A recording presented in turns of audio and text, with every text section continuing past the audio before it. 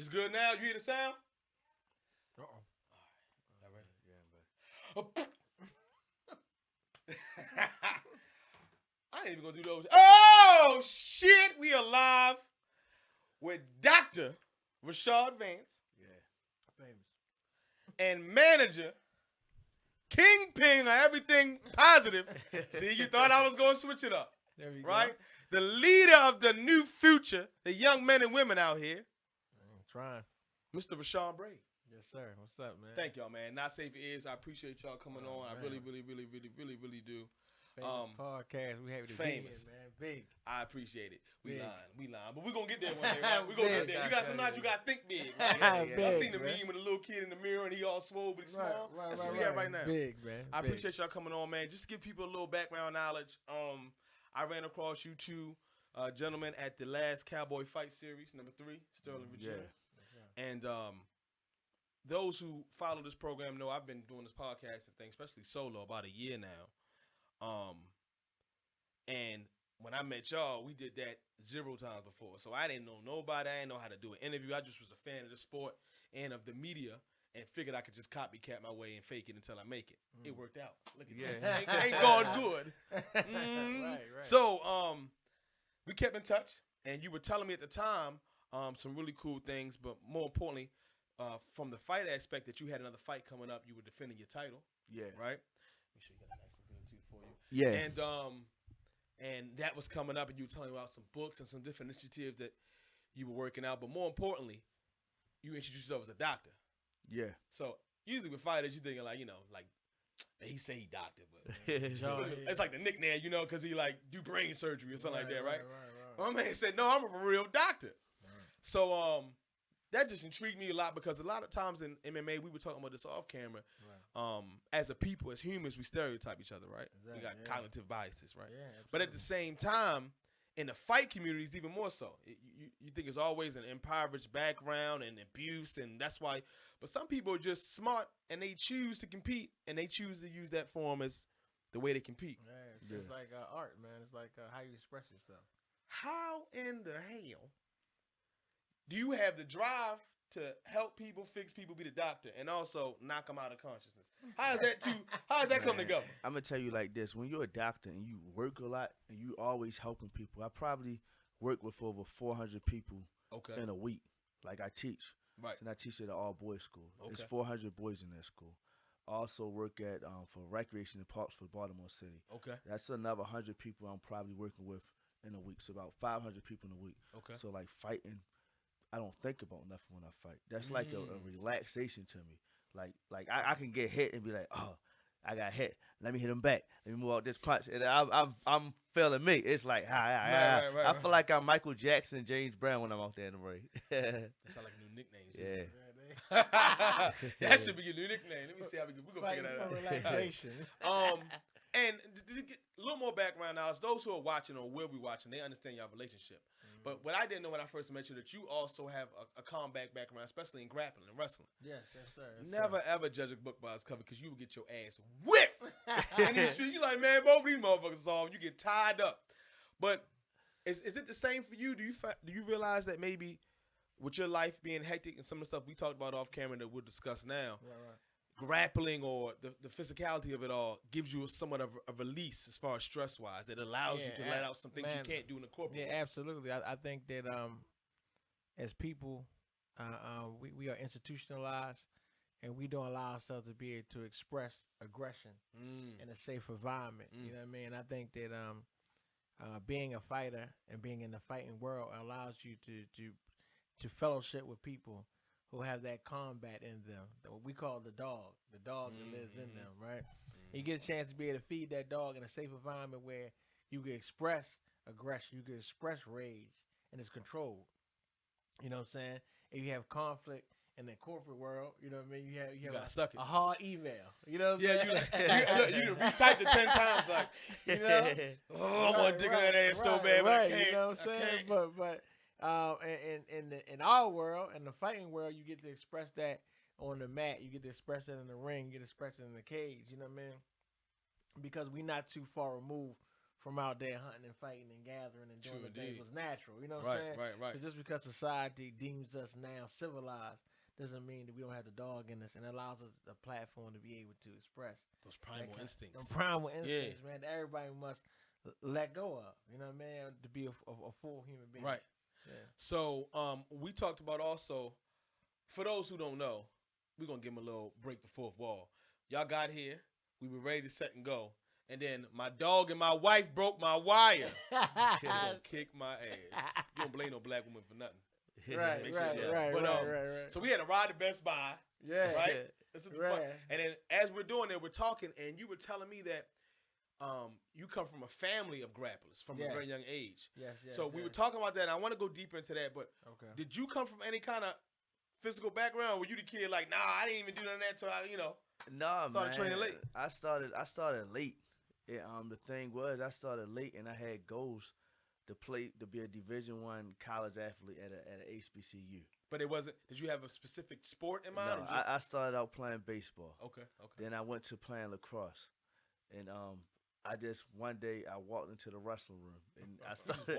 I just walked into the wrestling room. See, the last time we had this interview, you were talking about how low key you 55 years old, but you look like you're 22. Yeah. And how you been training. So, what age did you walk into the wrestling room and say, I'm gonna start wrestling? Because you got a background doing this since a young kid. Yeah, since a young kid. I was 16. Now, stop right there. You tell me how hard and ridiculous that is for a 16-year-old who may be competing against kids who've been in these tourneys since they were 5. Yeah. To walk in and not only decide to do it, but be good at it. How ridiculous that is? Man, very unusual to start that late. I mean, it shows the 16. tenacity of Dr. Vance here. I mean, it makes sense because I know him personally that he would see something challenging and decide that that's something he's going to pursue. You know, most kids, if they're not from that background, they don't realize how hard it pushes them. Man. But I just know this person, I mean, he sees the challenge. He sees the mountain and says, man, I can climb that. You know what I mean? He sees the ocean and says, I can cross that. You know, see the sky, I can build a plane. That's the type of person he is, which that makes it a blessing to even know him because he inspires me constantly. Yes. You know what I'm saying? Yes. So it doesn't shock me that he would walk into an environment where he's going in as the underdog and saying, I can compete at this level. You know what I'm saying? Yeah, That's I mean, scary. so it doesn't shock me. Well, I can tell you a little bit. The high school I went to Mervo. Okay. And at the time I went to Mervo, they had I like basketball. That was my favorite sport. But I went to high school with Marcus Hatton. If you don't know who Marcus Hatton is, he played pro ball overseas. All the guards on that team was over 6 feet, so I wasn't over 6 feet. Yeah. So when I went to wrestling, it was like I had immediate success. Like the guys that were in the room, I can take them down and put them on that back. You had no background though in grappling. No, but I had a background in street fighting. Like I was from the area I was from. That's some black people shit, right? He walk into class like, "Hey son, you got experience? I didn't beat poo in them ass all summer." So now I'm good. Yeah. So when I was the area I lived in is a very small kid. It was Rob and Ashcroft. And in that area, they used to match us kids up. The older boys used to match the younger kids up and make us fight. And we didn't want to fight. They would do things like take our hand and make us hit the other kid in the face or push that kid into us. Oh, wow. So it was like we either had to fight or we had to fight them. You could fight the same person twice in one day and y'all be friends the next day. So this, because it is what it is. Yeah, so being in an area like that, it was like I had natural street fighting skills, but the thing was, scholastic wrestling was different from street wrestling. Oh, yeah. So I had to learn that scholastic wrestling skills. And it was some painful lessons learning it, but over time I started to get the concept of it. How quickly did you think it, how long did it take you to acclimate? Was it like a wrestling season or would it take a few seasons? Man, it was different. That is crazy. Different levels. I got pretty decent at a high school level by my second year of high school, but I went to a wrestling camp. And when I got in college, it was like I was getting this like brutal beatdowns until I transferred to Del State. And then I met up with Rashaan and some other guys and a guy named Coach Newsom. And they pretty much, I probably worked out about 3 times a day. And I would say around my second or third year of college, I started to get on that level. But iron sharpen iron type of thing. But it was, it takes, I would say it takes 3 years to learn how to wrestle. But the thing was, you got to be willing to get beat up until you get better. We were talking about that. You got to be able to humble yourself. One thing that's really cool about martial arts or any kind of art, really, but especially martial arts, because you can get crossed over, get jade on. It's like, I don't give a shit. When somebody punch you in your mouth, knock you out, and you got the fortitude to come back the next day and humble yourself, that speaks a lot about somebody's character. Yeah. I mean, it's different. I mean, like you said, playing a team sport, you lose. You deal with the perseverance of working with your teammates and losing. But when you're in the martial arts, man, a loss is painful. A loss is physical. Even going out there to that platform, knowing that you're about to be in a fight, even leading up to the fact that I'm this week I'm going to be in a fight, it takes a different type of character. You know what I'm saying? But it also takes the tenacity of being able to know that look, we call the 3 expectations: expect to get hit, expect for it to hurt, expect to win. That means I like that. Yeah, man. That's original. Is that original? Oh man, we've been saying that since we was in college. That's one of our sayings. I like that. Phrases, That's real too. Right. I mean, because you hear like them thundering clouds, you hear the arena going off. You better go onto that platform. These are the expectations. You don't know what's gonna happen. Even when he's fighting, and we say, look, man, take it round for round. That's life. You know what I'm saying? Yeah. Life gonna come in all different type of angles. No reason to overplan. Just realize it's gonna be a challenge. You know what I mean? Just pick your true north. Our true north in fighting is the opponent. But it could be, you know what I mean, working for NASA. It could be working for being an architect, being an engineer. That's your true north. That's your true component. And anything that happens in between is just... It comes with it. It comes with it. It's part of the journey. If you don't have those dips, I don't want to see the movie. Yeah. If you ain't about to cry, if you ain't got... Like, if you ain't telling me you was young and they was smacking y'all around, and you like, I just walked to a gym, became a world champion, and I'm here in my doctor. I'm like, where the trials and tribulations, where the build up to it. So having that is important. Now, do you think, not to segue too fast into the scholastic side of it all, but how much was wrestling or I guess wrestling, we can start with that, helped you push through those days when you had to get that midterm done or you had to study like this, having that physical, mental? Because I'm not the traditional fighter, so just like wrestling, I thought everybody was better than me. Because I started late. So when you start late and you hear, this kid's been wrestling for 10 years. Like, he been wrestling for 10 years. I got a wrestler. It's going to feel good, coach. I'm expecting to win. So I got to look at things like in prison, if you in jail and you fight somebody to fight, you just got to beat them. You can't make that excuse. No weight class. So I'm looking at what type of training are they doing in prison? What type of training? So I'm like, if I'm not better skilled than them, I better be in shape. I better be doing my push-ups. Right. And so you got to find a way to win. It's the same thing like with school. Because I was dyslexic. And I didn't know to my senior year of college. So this in school, coming from a trade school where I was taught how to work on cars, I'm in college like, these people went to better schools. They came from more affluent families. Right. And so when I went to my bachelor's was hard, but when I actually stepped into the doctoral program where I'm in class with most of my classmates are almost 40 years old, a lot of them went to Ivy League schools, and they said, I went to an Ivy League college. I just decided to go to Morgan. So I'm like, then they talk bad about the HBCUs, like, this is Morgan. I went to Penn State. This could be easy for me. And so I'm like, wow, I went to Del State. So what are you trying to say? So I'm in school. So when I went to school, I came to Morgan State. I was driving a 1995 Grand Marquis with the fat white walls. I hate when y'all drive behind me because I don't never know it's the boys, so y'all pull up. I'm in there tight butt cheeks and shit like, man. Tinted windows, dual exhaust. I felt like I didn't belong there. And part of me, then that competitive edge, like, look, you made it this far, you got to finish this. No matter what it takes, you got to finish. And when I start seeing myself outlast my classmates, I thought some of them, y'all may be smarter than me. Y'all may use bigger words. I may have to use a dictionary to find out what y'all saying, but I can outwork y'all. Right. I can be the person that's going to stay up late, to not sleep, to sacrifice the girls, to sacrifice the clubbing, to sacrifice money, to sacrifice careers. Because I could have been on a different job with a master's degree, but I said, no, I'm going to finish this doctorate no matter what it takes. I'm going to finish this. And so that's what wrestling and this sports, that the athletic side of me made me persevere and push through. I was able to do the same thing when I got my doctorate degree.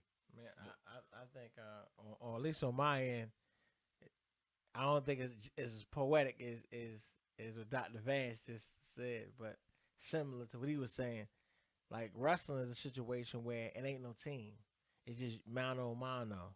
It's you against your opponent, right? It doesn't matter how he got here. He's here now. You know what I mean? It don't matter who he's facing me now, right? So I mean, one of my professors in school used to always say, the people in Harvard are reading the same books as you. Taking You know what I the mean? same What you test. gonna do with it? What you Taking gonna the do with same it? Taking the test. same test. Only thing that, Yeah. that is different between them is they don't know you yet. And You they know what paying I mean? more for it too. And they paying more for it, right? But life is about that. It don't matter where you come from. We all born. We all go to the same end, to the earth. You know what I mean? But it's about what you do, how you persevere, how you push, how you challenge yourself. You know what I mean?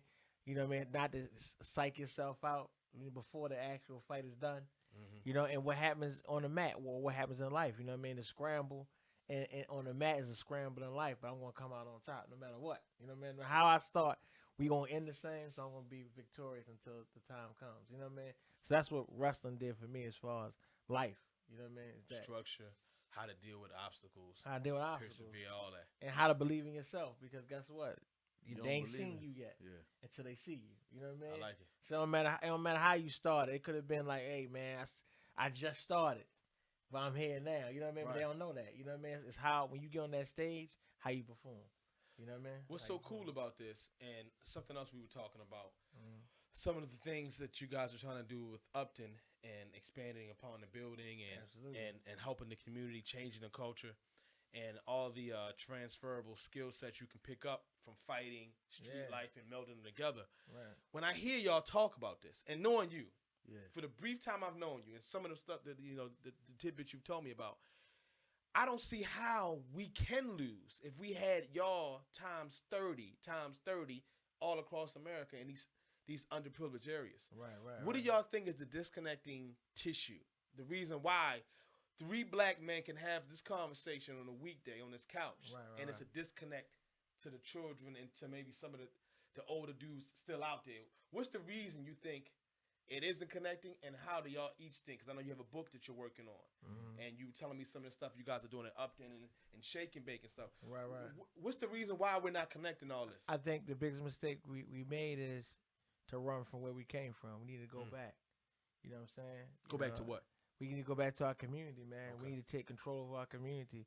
We need, instead of running from where we came from, go and change where we came Buy from. the blocks. Buy the block. I mean, Build I it know, up. I know my man Rashad, the Rick Ross, you know what I'm saying, Rose, on that. I mean, but that campaign, that's an ancient knowledge. You know what I'm saying?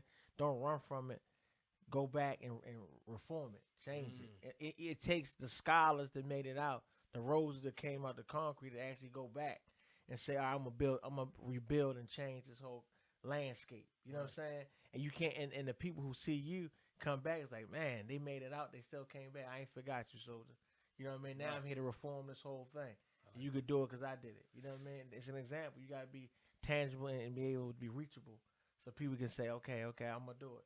Yeah, I'm gonna do it too because they did it. You know what I mean? We gotta come back. We got, instead of running from where we came from, go back and change it. That's my biggest thing. What you think, Doc?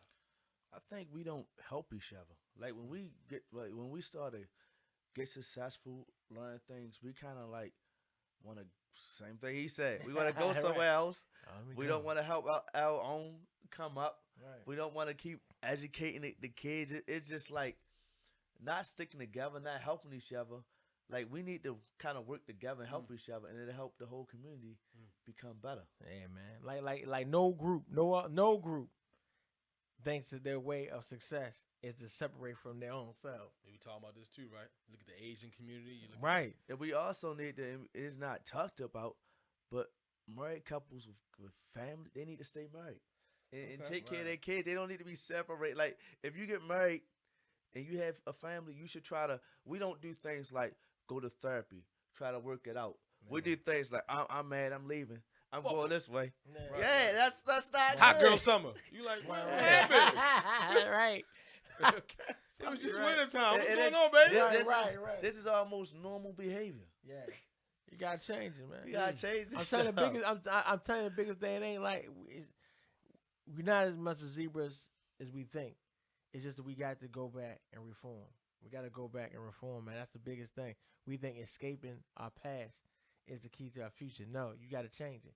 Because like I said, no other group feels that they can separate and be accepted. The only way you accept it is if you got economic power. Right. Then we have economic Respect power. for your dollars. Right. You gotta have trade. You gotta have a village. You gotta have a community. You gotta have West Baltimore. The people of West Baltimore. you know what I mean, decided this. And now we got that infrastructure we can make change. We don't want our school systems like that. We'll teach ourselves. We don't want our corner store selling that food. We'll sell our own food, our own produce. You got to make change for yourself. You got to go back to the community. Do you think it takes a spark? So do we need another Malcolm, another? Right. Even Nipsey was getting some. It was a vibe and energy around him, right? Like investing back into your neighborhoods and stuff like that. And it seems like whenever we get a chance to find someone to exalt to that position, right, the powers that be, right, take them away. Is it the problem that we're even picking one person to be representative of us? Man, should it just be like, no, we need to stop putting one person out there? But it also, listen, so my mama, y'all heard her on the speakerphone before. Yeah, right. First black college graduate out of the neighborhood. There she was one of the first black playwrights out of UMBC, Honors College. I know about this, right? Wow. And she also succumbed to drug addiction. Right.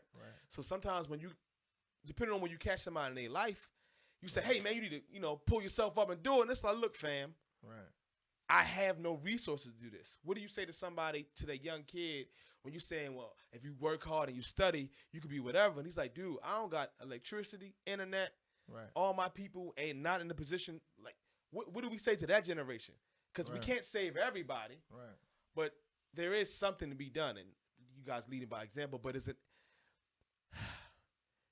as simply as just saying, or do we really have to, all of us separately, do something? Well, I mean, to the first thing, you're right. It can't be, we need a leader. Nah, every father runs his house. That right there is enough. Right. Start with, right? Every all men in a block run their block. You know what I'm saying? Then it grows from there, man. It's the little guy that creates the movement. It's never the person that is the head or the big guy. It's the little guy. You know, made Italian Americans such a big impact in the community. Knights of Columbus, small social groups, social clubs within their own community. Right. You know what I mean? They started exchanging ideas, concepts, and trade. You know what I mean? Now look, I run down the ports. Well, please, my little nephew, can you get him a job down the ports? All platforms like this, Jewish American, Asian Americans, it goes back to really, the community working together. So if he doesn't have electric, well, I got electric, man, but I don't got no car. I got the car. You know what I'm saying? Linking up. You got to enterprise, and you got to go back to community, and you got to network. You know what I'm saying? But I mean, that's the key. Yeah, but that's the key. And kids today, I'm saying this from somebody that worked in a school and attended a trade school. Kids today are not taught how to value a trade anymore. So let's say, I understand we want everybody to go to college, but everybody's not going to go to college. Yeah, some people don't need sometimes you might want to learn a skill, like do hair, learn how to fix a car, learn how to work with electric. Something we all need. Yeah. Something you need that you can at least make an income, but to just not know how to do nothing. And there's a lot of kids that's growing up that way today, and they're not even comfortable with it. But like now, we got so far of learning basic skills to survive, and it's crazy. It's like those basic skills we're not being taught those, and we're not even taught to take them serious. Yeah, that's a big point. What Dr. Vance made was, I mean, if we had a household, everybody can do papers and do emails, man. That ain't much trade. I mean, that ain't much skill. You know what I mean? We gotta have, just like we gotta have the doctor, we gotta have the mechanic. You know what I mean? We gotta have the lawyer. You know what I mean? We gotta have all aspects. The HVAC. The plumber, the HVAC. We laugh until it get hot. The landscaper, bro. You know what I mean? Like, because the other courses, they all learning a skill. Right, man, right. They all learning a skill. And they gotta be bigger than just Netflixing. They gotta be bigger than just chilling. Yeah. You really gotta pick up something, bro. And you really gotta attack your community. But if you're not connected to the community, if you on an island, because you tried to escape, you second generation, third generation, escape from the hood, you don't feel like you got any value to the community, right? You're not connected. Right. But if you in the hood, you're like, damn, man, why we don't got no grocery mart? I'm be a grocer. Food deserts and stuff like that. I'm gonna be a grocer, man. I can feed everybody on the block instead of. See, I think the biggest thing we put poison. We poison ourselves. You know what I mean? We allowed the dope game to make us turn on ourselves and say, look, I'm gonna make money, but I'm gonna make zombies out of everybody else. And that's what changed. You never seen no group say, I'm gonna take this substance and kill everybody around me in my own community. They don't exist. But if we was connected to the community, we would say, man, you know what? Ain't no rec centers here. You know what I mean? I'm gonna be a rec center manager. You know what I'm saying? Or man, there ain't no doctor, ain't no dentist that look like me in here treating these people. I'm gonna be a dentist. You know what I mean? Everybody's sick. They gotta go all the way out there to the county to get support. I'm gonna be a doctor in the community, and it's all about community, man. Gotta be community. So you guys are both, of course, well-read and thinkers. Yeah. But you also fight.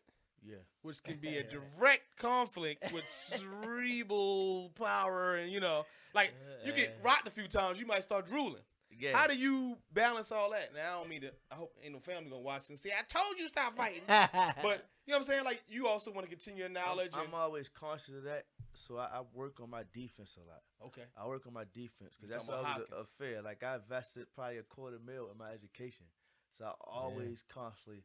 I train. Spar. Like Mayweather said, don't get hit. Don't get hit. Try not to get hit that often. I dig it. Pretty much. Do you? All right. So let's go some more fighting stuff then. So are you a fan of more like no hard sparring or occasional hard sparring, or like the Thais do in Muay Thai? They do like a lot of play technical stuff just to make sure your reflexes are sharp. Yeah. How do you feel about that? Do you feel like you need a certain amount of hard sparring to reenact what it feels like to be in there, or can you go straight light sparring, technical drilling leading up to the fight, knowing that you don't want to lose too many brain cells? To be honest with you, I think every fighter needs at least 2 hard days in a week. Okay. Because the thing is, if you don't, and you get in the fight, you're not going to know how to react. Right. Okay. Yeah. But everybody got that plan till they get hit in the face. But then you need you also need your rest time. So, I mean, I understand some fighters might go hard every day, but no, because you got to rest. Rest is just as important as your training. I dig it. Yeah, especially get older, your recovery is just as part of the training as I can't do 10 push-ups right now without feeling it 10 days from now. Right, right. Back in the day, I used to throw up wrong weight, terrible form, and be straight the next day. Yeah. I do a push-up now, my whole shoulder jacked up. Yeah, you got to recover, man. That recovery is big. So like we were alluding to when we first started this interview, unfortunately, the fight, which was to determine or give you the chance to defend your belt, was recently canceled. Yeah. So I assume you still training, waiting for the next date to come up, or how's that working out? I'll be eating donuts, Krispy Kreme every You day. eating donuts? For real? Yeah. That man always Papa John's pizza. That man always training. Yeah. Well, that's another thing too. As long as you train, you can put them on, burn them off real quick.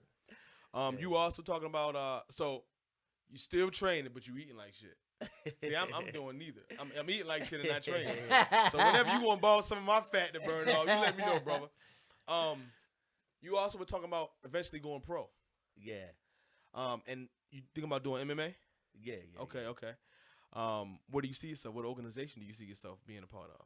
Oh no, I talk to my coach, and whatever he decides, that's where I go. Okay. Yeah. So is it dependent upon the offer, or just what suits you as far as maybe competition, prize money? Is it just I got my faith in my coach, and whatever my coach says is what it is?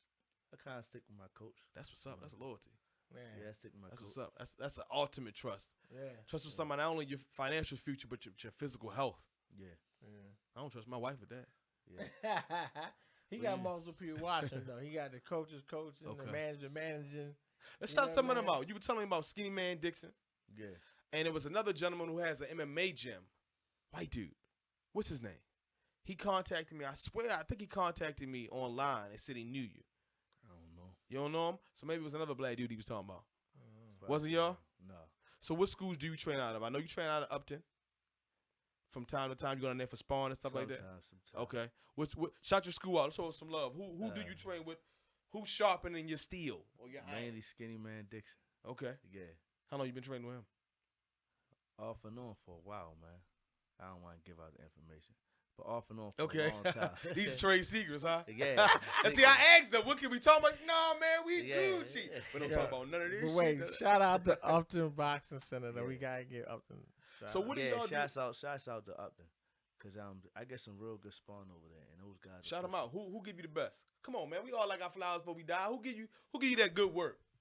That makes you stronger. I ain't talking about smacking you all across the ring all day. Come on, who give you that good work? Like, yo, I needed it. That made me sharp for that fight. Oh, he ain't giving out nothing. Jeff? My boy Jeff? Yeah, Jeff. Hey, Jeff. You slick motherfucker, you. Jeff, yeah. So, what is it like sparring again? Oh, listen, I don't think I've ever sparred Jeff. I think we just fought when I was fat. I told you about the fat story, right? Mm-hmm. But when I've seen him fight, he's very, very mobile. Awkward kind of with the head movement. That keeps you sharp, keeps you kind of on unorthodox type of shit. Yeah, but see, the thing about MMA is different. You don't know what's coming at you. So I spar as many different fighters as possible. Get all the different types. Yeah, get all the different types. The thing is, you can go into an MMA fight and be like, "Oh, my hand's good," and then you fight a wrestler that's going hard at you. Right. Or you can wrestle and like, "Oh, my wrestling real good," and fight somebody that's a real great boxer and hit you with like you. If you watch MMA, you see the top MMA fighters. It depends on who they fighting sometimes.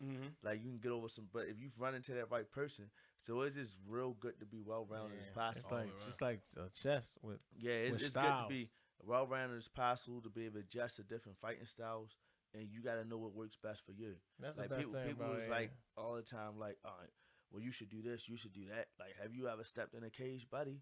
Like you I need love to be saying that to people. Yeah, Especially Buffalo Wild Wings. That's like, what you find them at.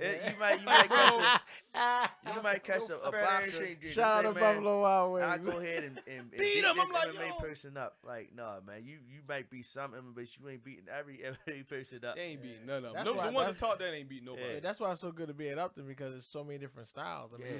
you I got didn't know boxing. they had an MMA present out there. I know that was like Man, you majority got- just boxing. Like Man, all you got boxing, you got grappling, you got kickboxing. I mean, you got jujitsu. You got everything going on. You talking about full range That's training what's up, facility for the combat sports, That's dope. and that's what's there. You know what I mean? We seated there. You know what I mean? We train there. I mean, it's a culture to us. It's not even about training. We always train. We always in competition, Right. competing. You know what I mean? It's our club. It's our social club. You know what I'm saying? So that's why when a fight come up, he ready. He tuned in. It ain't nothing but getting weight down and refining some things about their opponents. But other than that, you know, he on tune. He in tune because he doing this every day. He dodges. He's slipping. You know, he's grappling. He's coming out of locks and stuff every day. So somebody who's just sitting around delivering pizzas or whatever, and they decide they want to be a tough guy one weekend, it's no match. You know what I'm saying? I'm telling you, I ran into Jeff. Jeff, you fucked up, Jeff. See If how you I saw ran? my fat ass shadow boxing, you should have let me alone. Now you should have You jumped know in the what I'm open weight saying? class. Yeah, I mean, man. I'm doing my thing, and I ain't know, and Jeff, another person like myself, probably you don't think he's a fighter if you see him. Right. So No, I knew it when I saw him shadow boxing. He did like a uppercut like a 3,000 of them in 2 seconds. Yeah. I said I'm fighting him. Yeah. But I was that dude. I jumped in the ring, and ran into Jeff ass. Yeah. And you know what? I think it was an almighty because he didn't finish me in the sense of like knocking me out, but I think my body was like, no, you don't want no part of this. Stop Let me do you a favor. This will be better for your ego. no. Let your ego out, because if he hit you with a head kick, your ass is gonna be all over Facebook. So, thank you, Jeff. Thank you, Jesus. So man. before we wrap up, thank you again so much for coming on. I like to always leave a little legacy talk in here because if the relationship continues that it is, we're gonna keep in touch, right? But you never know where life takes you. But I like to also get like a proclamation now, and then a year from now, 2 years, 10 years from now, we can look back and say he said it here, they said it here. Yeah. So I know you're working on a book. Yeah. What's the name of this book and what's the purpose of this book? The name of this book is called Goal Setter. Goal Setter. Yeah. Let's talk. I feel like all the goals I set in my life, I've actually accomplished. And the goals I set some goals up for myself that it was just like, people was like, you can't do that. Like, what? And I really had to sit down and dig deep and work to accomplish those You have a goals. doctorate. I have a doctorate. I have a book coming out. That man did I was dyslexic. anything. I've been in a cage. said I he got a was gonna belt. do it. And I wanted to actually get the belt before the book come out. And it actually happened. And so people was just like, when I first told people I'm going to step in the cage, it's like, oh, you too old. You might get hurt. People die in the cage. The people would send me videos and messages about, oh, this person just got hurt. They'll put your fear on you. They would put. Yeah. They would sit do there that. and tell me why I'm gonna get killed, why I'm gonna get hurt. Like, look, I'm not saying this, but sometimes everybody don't have tough goals for themselves. They don't set those goals that almost seem impossible to do. Right. I do. That's what this book is pretty much about. And I hope other people to read this book, they look at the book and then they read it and they say, oh, I think I can do that. I want to be this. If I put in the work, this will happen. Even if it don't, you can try your best. It's like going into a tournament, wanting to win a tournament. Even if you don't win that tournament, you working, you probably gonna get third. But if you don't think you're gonna do it, you're probably not even gonna place. Mm-hmm. You're gonna be somebody that just nobody remembers. Right. So Just striving to achieve it is already accomplishment. Yeah. Accomplishment, man. The result ain't The always what it is, nerve, but if you man. put the honest work in to get it, Yeah. you'll either eventually get there or you'll level up trying to Man, reach it you anyway. will get there, man. I You like will that. get there. It's, ain't no, you will. I mean, the biggest challenge of most people is setting a destination and going for it. And having Yeah, that fear not take yeah, over. the tenacity of to go, man. losing. And you know, my I always thought that what helps me is everything that you see. As you get up, you wake up this morning, or tomorrow morning, and you drive around, and you see all these things. Man invented it, man. A human being like yourself invented it. Was not special. Was not some superhero. It was a human being that woke up just like you, and they did it. Somebody said, "I'm gonna create the car." They sacrificed, and their true north was build a car. Somebody created the road, the microphones that we on, what's recording us. A human being did this all. The world has not seen a greater creator than a human being. You know what I mean? As far as animal, right? End or destroyer of And things in destroyer, themselves. right. We are worst enemy, and best. You know, like you can do it. It's just really just us deciding which way we gonna Boom. go. So guess what? That's a wrestling match. I mean, that's combat sports, right? You only facing yourself, man. The only opponent is another person, which is the person inside of you that says I can or I can't. You know what I mean? So once you like, look, I want to do this, and you go do it. What amazes us is the people that say, yeah, I'm gonna do that, and to them they're like, well, it wasn't that hard. I just decided to do it. You know what I mean? They almost can't even explain it when you ask them, like, how did you become Bill Gates? I'm just Bill Gates. I thought about, like, I want to be a programmer. I'm gonna spend all my time in an apartment. You know what I mean? Working on programs with other friends of mine that do it too, because you want to find people like yourself. On your journey, right? On your journey, because right, you all about your goal, right? So you find people like that, and all of a sudden you look back, you like, damn, I did all this. I can't believe it. So I think that that's the key, man. And what I know about this person right next to me, anything he said, I mean, I call him the Black Forrest Gump, man.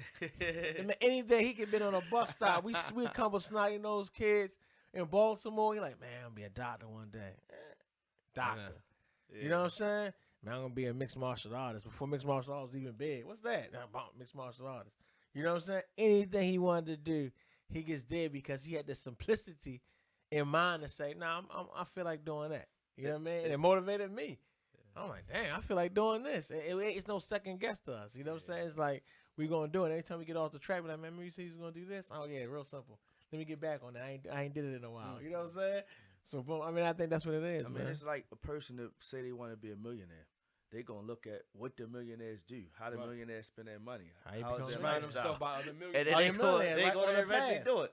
For real, because all you talking about is being a millionaire. So eventually, everybody that don't like hearing that, they gonna like, all he talking about is being a millionaire. That's cool. Somebody else like, oh, bro, I'm trying to do the same thing. All right, well, you might as well sit in an apartment with me and we figure it out. You know what I'm saying? You know what else I noticed too sometimes is that people who have attained a certain level of success, whether it be financial or whatever, they get to a point, especially when we understand our mortality and we ain't gonna be here too much longer. You want to give back. Yeah. So you'll find yourself if you thinking that way, like, man, I don't belong in this circle. And the people in them circles, at least the good ones, are like, no, man, not fair. Man. Come here, I want to put you on, right? Because I see a lot of what was in me and you. Right. I'm not a superhero, right? After all this fighting stuff is over, and I get my millions, I'm trying to help 1,000 kids make $1 million.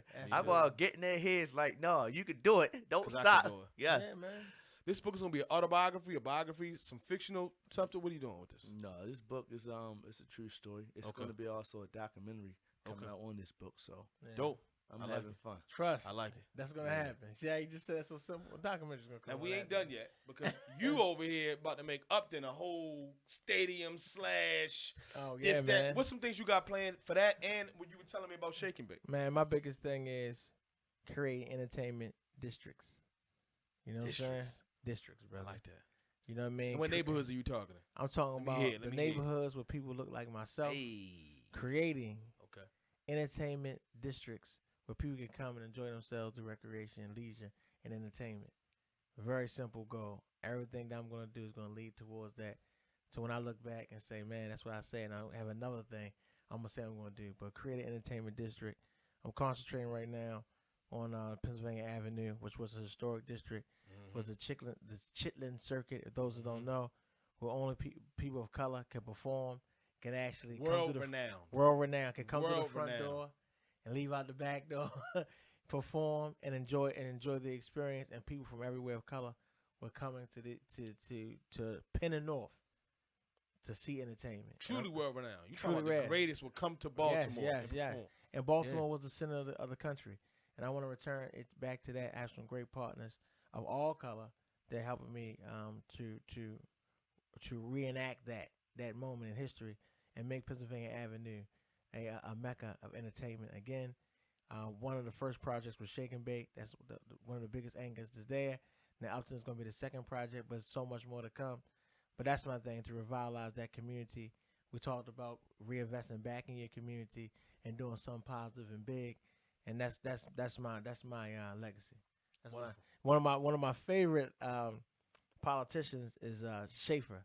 For those who don't know, the harbor, in the harbor we call the harbor now, was a ran down, drug infested, prostitution, anything bad and terrible was downtown, right? Of the old Baltimore. And Schaefer had the vision to say, man, I'm gonna turn that into a major port of entertainment. You know, seeing him doing that, or hearing him doing that, inspired me to say, man, guess what? He was a man like me, man like us. The blueprint's there. Right. Was not a superhero, was not somebody of legend, was just a human being, man. And there's a statue down there that celebrates his accomplishments. So with that, I'm gonna try and take that and take it into my own community and say, I'm gonna build a new Pennsylvania Avenue. Recreating the culture and breaking cycles. Absolutely. Let's do it, man. I appreciate y'all, man. Give me your hand. I gotta give a couple shots out. Please do that, and also make sure y'all give them your contact information, handles, Instagram, Facebook handles, because they want to reach you. All right, so I gotta give a couple shots out. So when I won my belt, I need to give a shout out to Skinny Man Dixon. I need to give a shout out to Upton Boxing Gym. I need to give a shout out to Rashaan Brave. You asked me, Thank you, bro. who's a you shout me out though, man. I was there from day one. No. I don't know you, nigga. So you asked me who's some good sparring partners at Upton. The thing about Upton, they probably have over hundreds of fights. They got guys in there that I probably never seen before. So what I did, I had Coach Calvin just match me up with people. Mostly it would match me Shout up out with to Calvin Jeff. Ford. Yeah, Calvin Ford is a coach at Upton. He the head coach, right? Head coach. Yeah. So I would get go him in there in over the there. morning time, and Calvin, whatever workout he told me to do, I just did it, no questions. Then I would go to my MMA coach at night, Skinny Man Dixon, and just train. He'd beat up on me, but I just get better. Then I would just come to Rashaan Brave. So you asked me about a style of fighting. There was really no style of fighting that I was like trying to Bruce do. Lee method. It was just fighting. war. Like sometimes you may be fighting an all-around fighter. Sometimes you may be fighting a wrestler. Sometimes you may be fighting a boxer. You just sometimes gotta get in your mind almost mentally and physically prepared for a fight. It's anything. It can't be a boxing match. It can't be a wrestling. It can't be a jiu-jitsu. It's a fight. It's a war. And somebody have to win and somebody have to lose. And the thing is, when you win the tough fights, you got to almost be willing to die in a fight.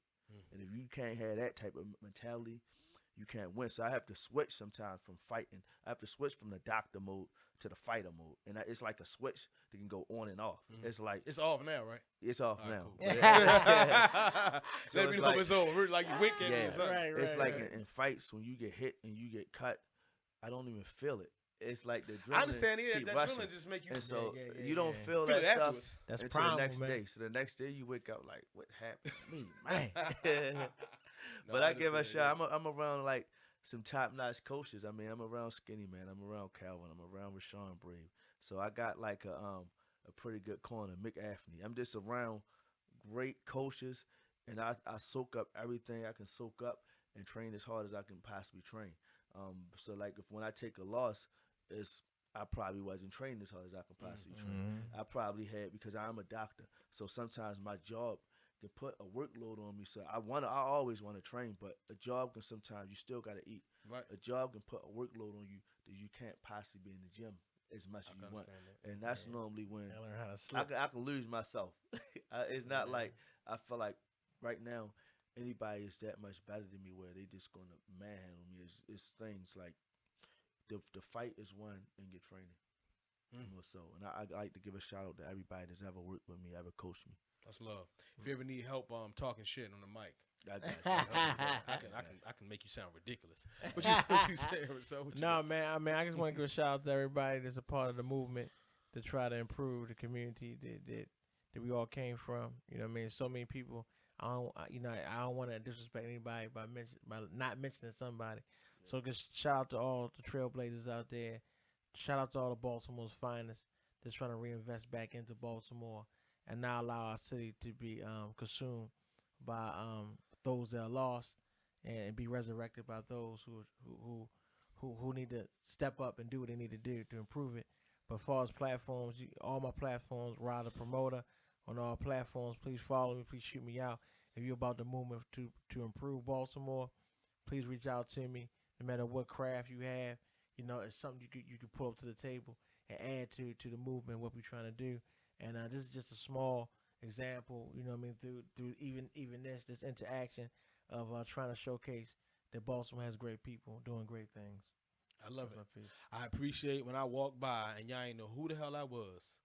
And I said, can I get an interview? I appreciate that. Right, look where it's working with you, right? Right. Not Safe Is. Y'all can find us, of course, Facebook, Instagram. We'll have the audio only format back on iTunes, Spotify, stuff like that. But I appreciate you guys coming on and sharing all the knowledge. And like I told you guys, I tell them all the time, they can kiss my ass. When I mean when I say that, I love everybody watching. But I am going to leave here changed. Oh. These stories, when I go to sleep, I'm going to wake up tomorrow morning, I'm going to be tired. But I'm going to say, you know what, Doc working 18 jobs. You Jamaican, ain't you? You Jamaican? And he got 3,000 kids, right? 3,000? Still training, and he can do it. And he still, got this outlook on the future. You over here changing the city, coach. So now this is giving me that much more energy that I didn't have an hour, 2 hours ago. Yeah.